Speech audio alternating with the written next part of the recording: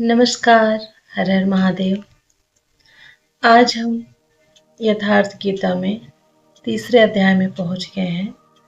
तो आज हमारा यथार्थ गीता का तीसरा अध्याय है। तो चलिए अपने पाठ को स्टार्ट करते हैं। ओम श्री परमात्मने नमः। अध्याय 2 में भगवान श्री कृष्ण ने बताया कि यह बुद्धि तेरे लिए ज्ञान मार्ग के विषय में कही गई है। कौन सी बुद्धि? यही कि युद्ध कर, जीतोगे तो महामहिम की स्थिति प्राप्त कर लोगे और हारोगे तो देवत्व है ही। जीत में सर्वस्व है और हार में भी देवत्व है, कुछ मिलता ही है। अतः इस दृष्टि से लाभ और हानि दोनों में कुछ न कुछ मिलता ही है, किंचित भी क्षति नहीं है। फिर कहा कि अब इस को तो निष्काम कर्मयोग के विषय में सुन। इसी बात को, जिस बुद्धि से युक्त होकर तू कर्मों के बंधन से अच्छी प्रकार छूट जाएगा, फिर उसकी विशेषताओं पर प्रकाश डाला। कर्म करते समय आवश्यक सावधानियों पर बल दिया कि फल की वासना वाला न हो, कामनाओं से रहित होकर कर्म में प्रवृत्त हो और कर्म करने में तेरी अश्रद्धा भी न हो, जिससे तू कर्म बंधन से मुक्त हो जाएगा। मुक्त तो होगा, किंतु रास्ते में अपनी स्थिति नहीं दिखाई पड़ी। अतः अर्जुन को निष्काम कर्मयोग की अपेक्षा ज्ञान मार्ग सरल और प्राप्ति वाला प्रतीत हुआ। उसने प्रश्न किया, जनार्दन, निष्काम कर्म की अपेक्षा ज्ञान मार्ग आपकी दृष्टि में श्रेष्ठ है, तो मुझे भयंकर कर्म में क्यों लगाते हैं? प्रश्न स्वाभाविक था। मान लें एक ही स्थान पर जाने के दो रास्ते हैं। यदि आपको वास्तव में जाना है तो आप अवश्य प्रश्न करेंगे कि इनमें सुगम कौन है। यदि नहीं करते तो आप पथिक नहीं। ठीक इसी प्रकार अर्जुन ने भी प्रश्न रखा। अर्जुन ने कहा, जनों पर सब पर दया करने वाले जनार्दन, यदि निष्काम कर्मयोग की अपेक्षा ज्ञान योग आपको श्रेष्ठ मान है, तो हे केशव, आप मुझे भयंकर कर्मयोग में क्यों लगाते हैं? निष्काम कर्मयोग में अर्जुन को भयंकरता दिखाई पड़ी, क्योंकि इसमें कर्म करने में ही अधिकार है, फल में कभी नहीं। कर्म करने में अश्रद्धा भी न हो और निरंतर समर्पण के साथ योग पर दृष्टि रखते हुए कर्म में लगा रहे। जबकि ज्ञान मार्ग में हारोगे तो देवत्व है, जीतने पर महामहिम स्थिति है। अपनी लाभ हानि स्वयं देखते हुए आगे बढ़ना है। इस प्रकार अर्जुन को निष्काम कर्मयोग की अपेक्षा ज्ञान मार्ग सरल प्रतीत हुआ। इसलिए उन्होंने निवेदन किया, आप इन मिले हुए से वचनों से मेरी बुद्धि मोहित सी करते हैं। आप तो मेरी बुद्धि का मोह दूर करने में प्रवृत्त हुए हैं। अतः इनमें से एक निश्चय करके कहिए, जिससे मैं श्रेय, परम कल्याण, मोक्ष को प्राप्त हो जाऊं। इस पर श्री कृष्ण ने कहा, भगवान ने कहा, निष्पाप अर्जुन, इस संसार में सत्य शोध की दो धाराएं मेरे द्वारा पहले कही गई हैं। पहले का तात्पर्य कभी सतयुग या त्रेता में नहीं, बल्कि अभी, जिसे दूसरे अध्याय में कह आए हैं। ज्ञानियों के लिए ज्ञान मार्ग और योगियों के लिए निष्काम कर्म मार्ग बताया गया है। दोनों ही मार्गों के अनुसार कर्म तो करना ही पड़ेगा, कर्म अनिवार्य है। अर्जुन, मनुष्य न तो कर्मों को आरंभ करने से निष्कर्मता की अंतिम स्थिति को प्राप्त होता है और न आरंभ की हुई क्रिया को त्यागने मात्र से भगवत प्राप्ति रूपी परम सिद्धि को ही प्राप्त होता है। अब तुझे ज्ञान मार्ग अच्छा लगे या निष्काम कर्म मार्ग, दोनों में कर्म तो करना ही पड़ेगा। प्रायः इस स्थल पर लोग भगवत पथ में संक्षिप्त मार्ग और बचाव ढूंढने लगते हैं। कर्म आरंभ ही न करें, हो गए निष्कर्मी। कहीं ऐसी भ्रांति न रह जाए, इसलिए श्री कृष्ण बल देते हैं कि कर्मों को न आरंभ करने से कोई निष्काम भाव को नहीं प्राप्त होता। शुभाशुभ कर्मों का जहाँ अंत है, परम निष्कर्मता की उस स्थिति को कर्म करके ही पाया जा सकता है। इसी प्रकार बहुत से लोग कहते हैं, हम तो ज्ञान मार्गी हैं, ज्ञान मार्ग में कर्म है ही नहीं। ऐसा मानकर कर्मों को त्यागने वाले ज्ञानी नहीं होते। आरंभ की हुई क्रिया को त्यागने मात्र से कोई भगवत साक्षात्कार रूपी परम सिद्धि को प्राप्त नहीं होता है। क्यों नहीं होता है? क्योंकि कोई भी पुरुष किसी भी काल में क्षण मात्र भी कर्म किए बिना नहीं रहता, क्योंकि सभी पुरुष प्रकृति से उत्पन्न हुए गुणों द्वारा विवश होकर कर्म करते हैं। प्रकृति से उत्पन्न गुण जब तक जीवित हैं, तब तक कोई भी पुरुष कर्म किए बिना रह ही नहीं सकता। अध्याय 4 के 33वें और 37वें श्लोक में श्री कृष्ण कहते हैं कि यावन मात्र कर्म ज्ञान में समाप्त हो जाते हैं। ज्ञान रूपी अग्नि संपूर्ण कर्मों को भस्म कर देती है। यहाँ वे कहते हैं कि कर्म किए बिना कोई रहता ही नहीं। अंततः वे महापुरुष कहते क्या हैं?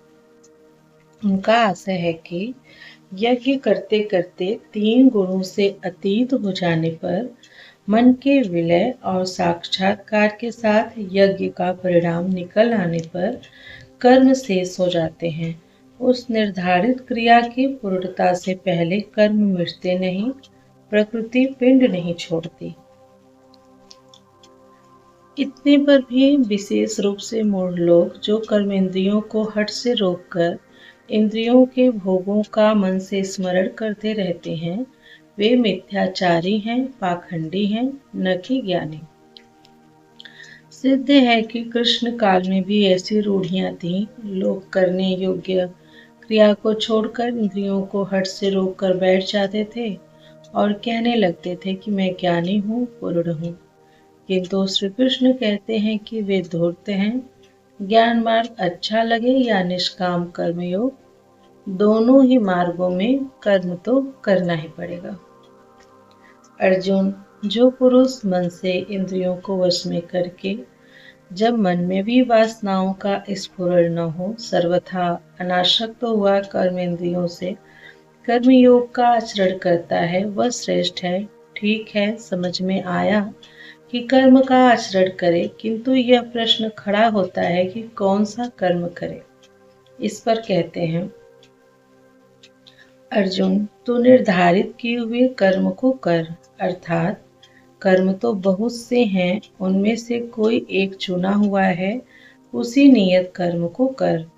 कर्म न करने की अपेक्षा कर्म करना ही श्रेष्ठ है, इसलिए कि करते रहोगे, थोड़ी भी दूरी तय कर लोगे तो जैसा पीछे बता आए हैं, महान जन्म मरण के भय से उद्धार करने वाला है, इसलिए श्रेष्ठ है। कर्म न करने से तेरी शरीर यात्रा भी सिद्ध नहीं होगी। शरीर यात्रा का अर्थ लोग कहते हैं शरीर निर्वाह। कैसा शरीर निर्वाह? क्या आप शरीर हैं? यह पुरुष जन्म जन्मांतरों से, युग युगांतरों से शरीरों की यात्रा ही तो करता चला आ रहा है। जैसे वस्त्र जीर्ण हुआ तो दूसरा तीसरा धारण किया, इसी प्रकार कीट पतंग से मानव तक, ब्रह्मा से लेकर यावन मात्र जगत परिवर्तनशील है। ऊपर नीचे योनियों में बराबर यह जीव शरीरों की ही तो यात्रा कर रहा है। कर्म कोई ऐसी वस्तु है जो इस यात्रा को सिद्ध कर देती है, पूर्ण कर देती है। मान लें एक ही जन्म लेना पड़ा तो यात्रा जारी है, अभी तो पथिक चल ही रहा है। वह दूसरे शरीरों की यात्रा कर रहा है। यात्रा पूर्ण तब होती है जब गंतव्य आ जाए।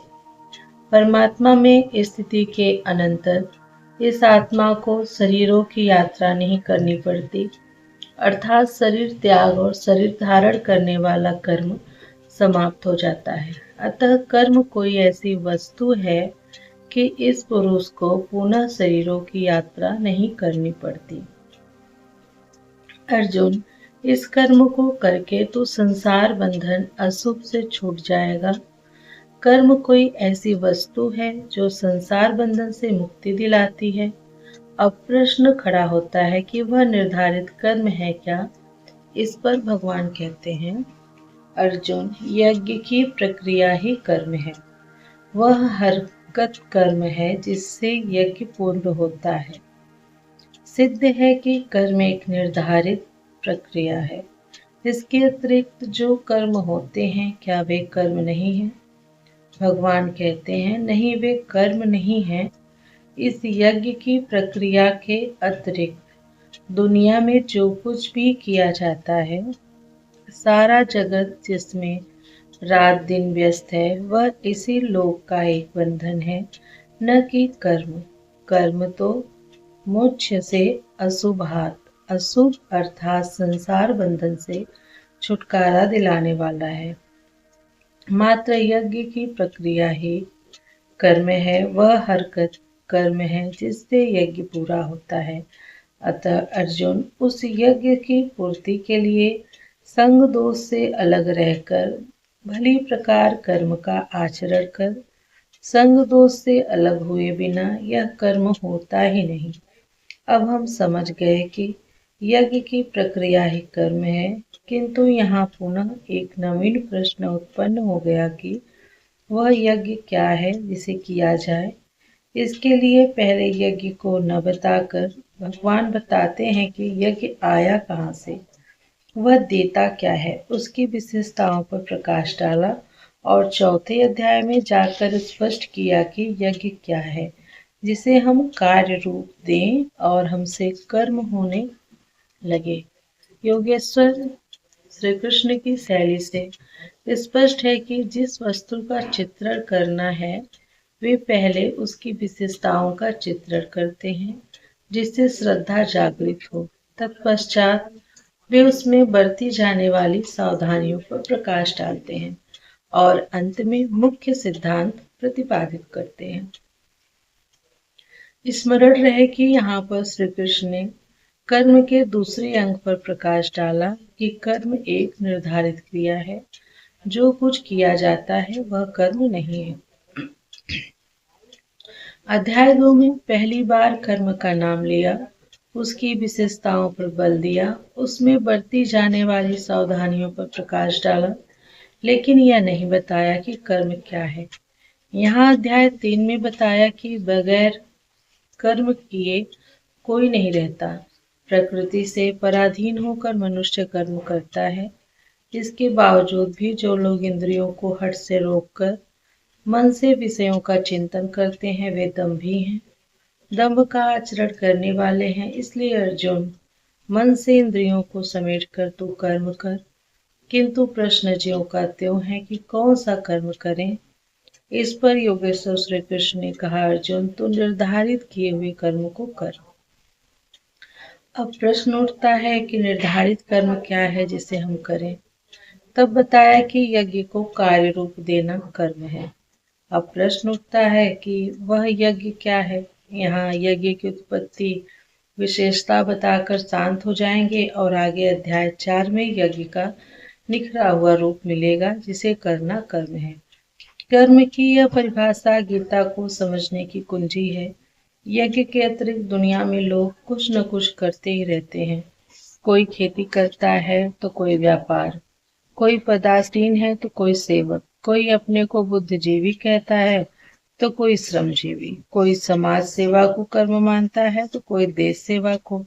और इन्हीं कर्मों में लोग सकाम और निष्काम कर्म की भूमिका भी बनाए पड़े हैं, किंतु श्री कृष्ण कहते हैं ये कर्म नहीं है। यज्ञ की प्रक्रिया के सिवाय जो कुछ भी किया जाता है वह इसी लोक का बंधनकारी कर्म है, न कि मोक्षद कर्म। वस्तुतः यज्ञ की प्रक्रिया ही कर्म है। अब यज्ञ न बताकर पहले यह बताते हैं कि यज्ञ आया कहाँ से। प्रजापति ब्रह्मा ने कल्प के आदि में यज्ञ सहित प्रजा को रचकर कहा कि इस यज्ञ द्वारा वृद्धि को प्राप्त हो। यह यज्ञ तुम लोगों को इष्ट काम दुख जिसमें अनिष्ट न हो, विनाश रहित इष्ट संबंधी कामना की पूर्ति करेगा। यज्ञ सहित प्रजा को किसने रचा? प्रजापति ब्रह्मा ने। ब्रह्मा कौन? क्या चार मुख और 8 आंखों वाला देवता जैसा कि प्रचलित है? नहीं। श्री कृष्ण के अनुसार देवता नाम की कोई अलग सत्ता है ही नहीं। फिर प्रजापति कौन है? वस्तुतः जिसने प्रजा के मूल उद्गम परमात्मा में प्रवेश पा लिया है, वह महापुरुष प्रजापति है। उसकी बुद्धि ही ब्रह्मा है। अहंकार शिव बुद्धि यज मन ससी चित्त महान। उस समय बुद्धि यंत्र मात होती है। उस पुरुष की वाणी में परमात्मा ही बोलता है। भजन की वास्तविक क्रिया प्रारंभ हो जाने पर बुद्धि का उत्तरोत्तर उत्थान होता है। प्रारंभ में वह बुद्धि ब्रह्म विद्या से संयुक्त होने के कारण ब्रह्मविद कही जाती है। क्रमशः विकारों का समन होने पर ब्रह्म विद्या में श्रेष्ठ होने पर वह ब्रह्मविदत कही जाती है। उत्थान और सूक्ष्म हो जाने पर बुद्धि की अवस्था विकसित हो जाती है। वह ब्रह्म विद्रियान कहलाती है। उस अवस्था में ब्रह्म विद्वेता पुरुष दूसरों को भी उत्थान मार्ग पर लाने का अधिकार प्राप्त कर लेता है। बुद्धि की पराकाष्ठा है ब्रह्म विद्वरिष्ठ अर्थात ब्रह्मविद की वह अवस्था जिसमें इष्ट प्रवाहित है। ऐसी स्थिति वाले महापुरुष प्रजा के मूल उद्गम परमात्मा में प्रविष्ट और स्थित रहते हैं। ऐसे महापुरुषों की बुद्धि मात्र यंत्र है। वे ही प्रजापति कहलाते हैं। वे प्रकृति के द्वंद्व का विश्लेषण कर आराधना क्रिया की रचना करते हैं। यज्ञ के अनुरूप संस्कारों का देना ही प्रजा की रचना है। इससे पूर्व समाज अचेत एवं अव्यवस्थित रहता है। सृष्टि अनादि है, संस्कार पहले से ही है, किंतु अस्त व्यस्त एवं विकृत है। यज्ञ के अनुरूप उन्हें ढालना ही रचना या सजाना है। ऐसे महापुरुष ने कल्प के आदि में यज्ञ सहित प्रजा की रचना की। कल्प निरोग बनाता है, वैद्य कल्प देते हैं, कोई काया कल्प कराता है। यह क्षणिक शरीरों का कल्प है। वास्तविक कल्प तो तब है जब भव रोग से मुक्ति मिल जाए। आराधना का प्रारंभ इस कल्प की शुरुआत है। आराधना पूर्ण हुई तो आपका कल्प पूरा हो गया। इस प्रकार परमात्मा स्वरूप इस महापुरुषों ने भजन के प्रारंभ में यज्ञ सहित संस्कारों को सुगठित करके कहा कि इस यज्ञ से तुम वृद्धि को प्राप्त हो। कैसी वृद्धि? क्या मकान कच्चे से पक्का बन जाएगा? क्या आय अधिक होने लगेगा? नहीं। यह यज्ञ इष्ट काम दुख इष्ट संबंधी कामना की पूर्ति करेगा। इष्ट है परमात्मा, उस परमात्मा संबंधी कामना की पूर्ति वाला है।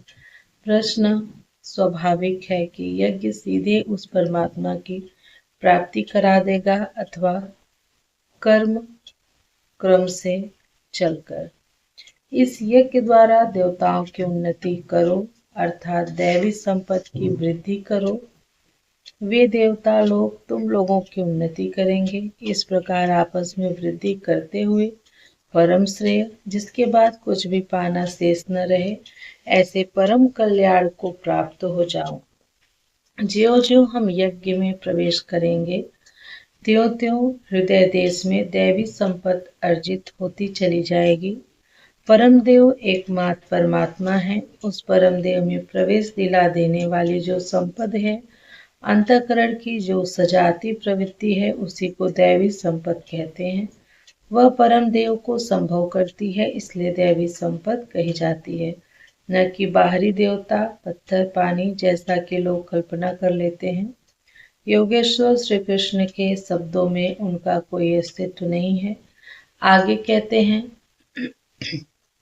यज्ञ द्वारा संवर्धित देवता दैवी संपत्ति आपको इष्टान भोगान ही दास्यन्ते, इष्ट अर्थात आराध्य संबंधी भोगों को देंगे, अन्य कुछ नहीं।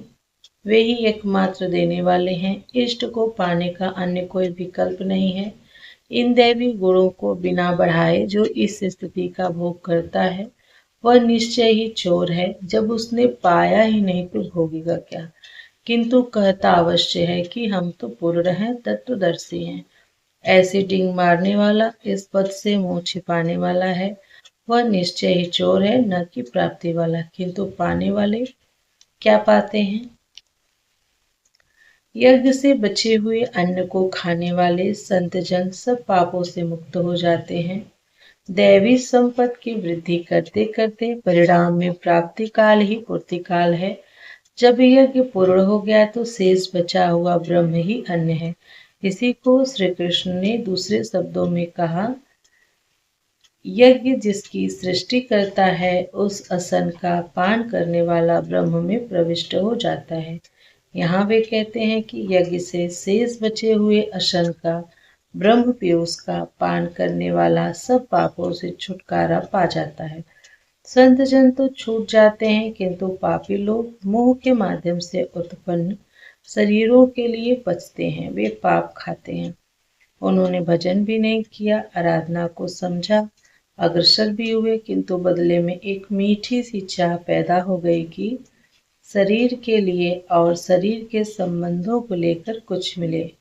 उसे मिल तो जाएगा, किंतु उतने भोग के पश्चात वह अपने को वहीं खड़ा पाएगा जहां से भटकाव हुआ था। इससे बड़ी क्षति क्या होगी? जब शरीर ही नश्वर है तो इसके सुख भोग कब तक साथ देंगे? वे आराधना तो करते हैं, किंतु बदले में पाप ही खाते हैं। नष्ट तो नहीं होगा, किंतु आगे नहीं, पाप ही खाते हैं।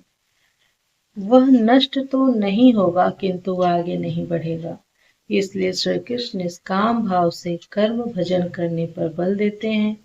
अभी तक श्री कृष्ण ने बताया कि यज्ञ परम श्रेय देता है और उसकी रचना महापुरुष द्वारा होती है, किंतु वे महापुरुष प्रजा की रचना में क्यों प्रवृत्ति होते, इस पर कहते हैं। अब इस पर भगवान क्या कहते हैं, इसको हम अपने आगे की वीडियो में देखेंगे। अभी के लिए बस इतना ही। कृष्णाय वासुदेवाय हरे परमात्मने प्रणत क्लेश नाशाय गोविंदाय नमो नमः। मिलती हूँ आप लोगों से यथार्थ गीता की अगले वीडियो में।